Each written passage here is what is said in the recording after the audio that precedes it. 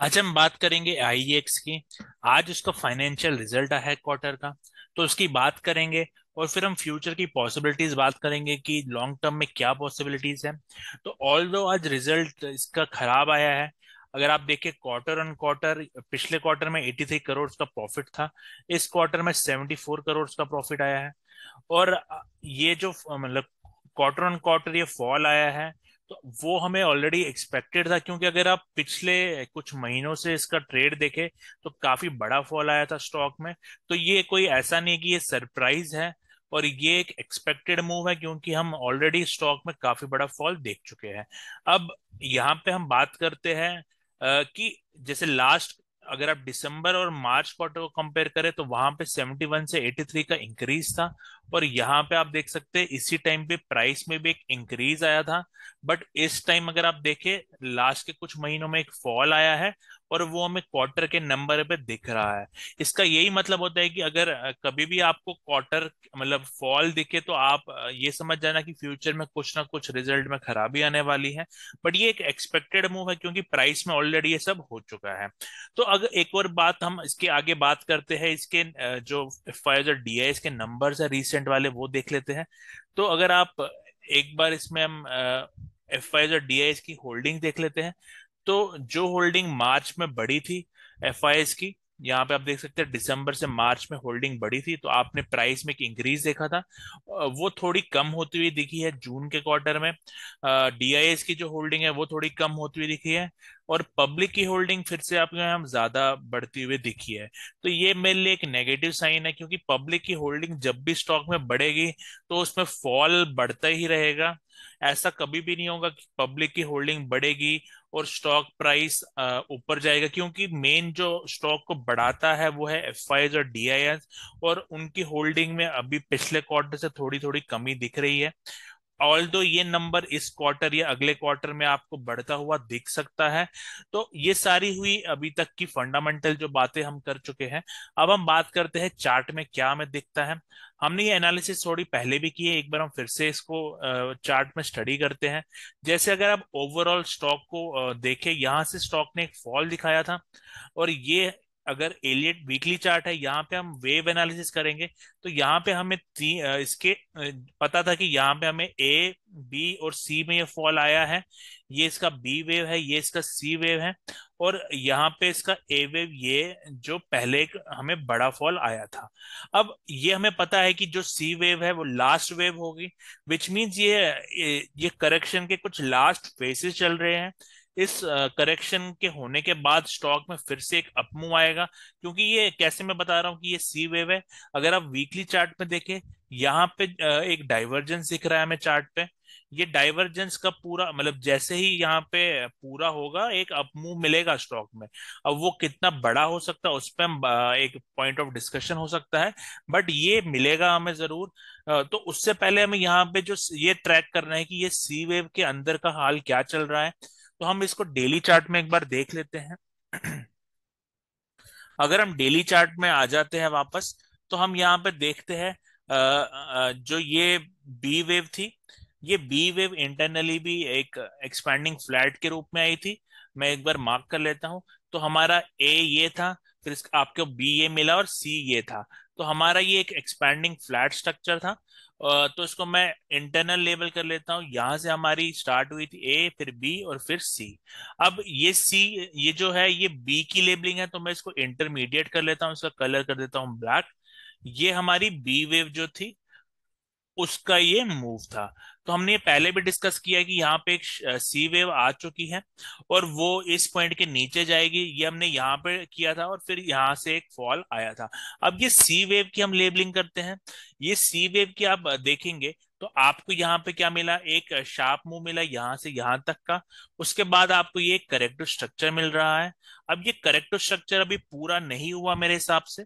और यहाँ पे आपकी अगर इसकी लेबलिंग करें हम, तो ये आपकी ए, ये आपकी प्रॉब्ली बी, और ये यहाँ पे आपको एक सी वेव मिल सकती है मे बी या नहीं, ये हमें देखना पड़ेगा।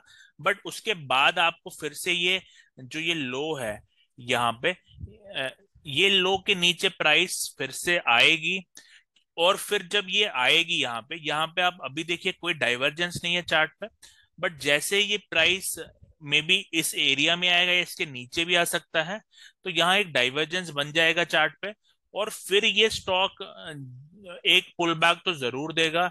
अगर हम डिमांड एंड सप्लाई की बात करें, यहाँ पे मेजर सप्लाई जोन जो मेरे को अभी दिख रहा है वो है अराउंड ये वाला एरिया जो यहाँ पे हाईलाइटेड है, ये है 145 टू 150। तो हमें यहाँ पे एक मूव जरूर मिलेगी फ्यूचर में। उसका फर्स्ट साइन क्या होगा, अभी मैं इसको थोड़ा छोटे टाइम फ्रेम पे मूव करता हूँ, 4 आवर्स में मैं मूव कर लेता हूँ। यहाँ पे अभी भी जैसे आप देख रहे हैं, यहाँ पे आइदर एबीसी जो हमने बोला, या तो ये एबीसी पूरा होके एक बार नीचे जाएगा इस पॉइंट के, और फिर इसके नीचे ये थोड़ा और डिप मार सकता है। बट अगर आप एक लॉन्ग टर्म व्यू जो होता है स्टॉक मार्केट में, आप उसके हिसाब से अगर किसी स्टॉक में एक्यूमुलेशन करना चाहते हैं, तो वो टाइम इसमें आ चुका है। तो हम इसमें थोड़े डिमांड जोन ढूंढ लेते हैं कि कोई हमें डिमांड जोन अगर मिल रहा है लोअर चार्ट में, वो कहाँ पर है। जैसे अगर आप इसमें, तो हम इसमें डेली चार्ट में एक बार देख लेते हैं। तो डेली चार्ट में तो ये काफी दूर का एरिया बता रहा है जो है अराउंड 88 का। बट उससे पहले अगर कोई हमें मिलता है, हम उसको ट्रैक कर लेते हैं, तो हम इसको 4 आवर्स में आ जाते हैं। 4 आवर्स में अभी रिसेंट में कोई डिमांड जोन है नहीं। तो मतलब इन शॉर्ट अभी इसमें या तो एक बहुत बड़ा फॉल आएगा, या यहाँ पे ये जो मेजर सप्लाई एरियाज है, शॉर्ट टर्म सप्लाई अगर हमें निकालनी है, देखनी है, तो आपका ये 1 आवर के चार्ट में आपका ये 127 वाला एरिया एक शार्प सप्लाई वाला एरिया है। विच मीन्स अगर इसके ऊपर प्राइस निकल जाती है, ये जो ये वाला एरिया है, ये सप्लाई जोन क्लियर करता है प्राइस, तो आपको नेक्स्ट टारगेट ये मिलेगा 132 का। अगर ये सप्लाई जोन क्लियर करता है, या तो यहाँ पे ये लोअर एरिया ब्रेक होगा और फिर एक फ्रेश सप्लाई चेंज हो जाएगा, तो हम ये आगे फिर से अपडेट करेंगे लेवल। तो ये यहाँ पे अभी डिमांड जोन पास में तो कोई दिख नहीं रहा, विच मीन या तो यहाँ पे प्राइस नीचे जाएगी यहाँ पे, या कोई फ्रेश डिमांड जोन बनाएगी। अब वो डिमांड जोन बनाएगी तो फिर उसके बाद प्राइस में ये सप्लाई क्लियर होगी पहले। तो जैसे ये सप्लाई क्लियर होगी हम इसमें एंट्री ले पाएंगे। तो ओवरऑल अभी भी स्टॉक बेरिश ही है, बट वो टाइम आ चुका है जब इसमें फॉल इतना बड़ा नहीं रह गया है। मे बी कोई न्यूज के साथ इसमें थोड़ा ट्रिगर आ जाएगा, एक थोड़ा फॉल आएगा, बट उस टाइम के बाद एक बाई मिलेगा आपको। और वो कितना मिल सकता है वो डिस्कस कर लेते हैं। अगर हम वीकली चार्ट पे वापस आ जाए, तो फर्स्ट जो टारगेट होता है, अब अगर समझ लीजिए यहाँ पे या तो करेक्टिव वेव मिलेगी या इम्पल्सिव मिलेगी। करेक्टिव वेव भी मिलती है तो हमें अराउंड 60% टारगेट कर लेना चाहिए। वो हमें कहाँ से करना है, जो भी यहाँ पे लो बनेगा, वो लो अभी बना नहीं है तो हम ये एग्जैक्टली ट्रैक नहीं कर सकते। बट समझ जाना कि यहाँ जहाँ पे भी लो बनेगा इसका, वहां से ये 60% तक रिट्रेस कर सकता है, 50% तक रिट्रेस कर पाएगा। अब ये हम आगे अपडेट करेंगे एग्जैक्टली वो नंबर क्या है, क्योंकि अभी भी ये लो बना नहीं है। वो लो हमें कब पता चलेगा, जब या तो ये जो मेजर लो था ये वाला अभी का, वो ब्रेक होगा, उसके बाद एक अपसाइड आएगा स्टॉक में, तो फिर हम एक डिटरमाइन कर लेंगे हाँ एक लो बन चुका है और अब प्रॉब्ली ये टारगेट आएगा, तो हम वो आगे अपडेट करेंगे। तो तब तक थोड़ी और क्लैरिटी आ जाएगी। जैसे इसके क्वार्टर नंबर्स अगले क्वार्टर के हमें चेक करने होंगे कि कैसे आए हैं, अगर उसमें कोई सुधार आपको दिखेगा तो ये तब इसमें, अभी as of now news negative है। तो जब भी न्यूज स्टॉक में नेगेटिव होती है मतलब बॉटम नियर ही है, क्योंकि एट द टॉप यहाँ पे न्यूज काफी पॉजिटिव थी, और आपने देखा उसके बाद क्या हुआ। अभी न्यूज नेगेटिव है, विच मींस बॉटम या तो अभी बनने वाला है या थोड़ी देर में बनेगा।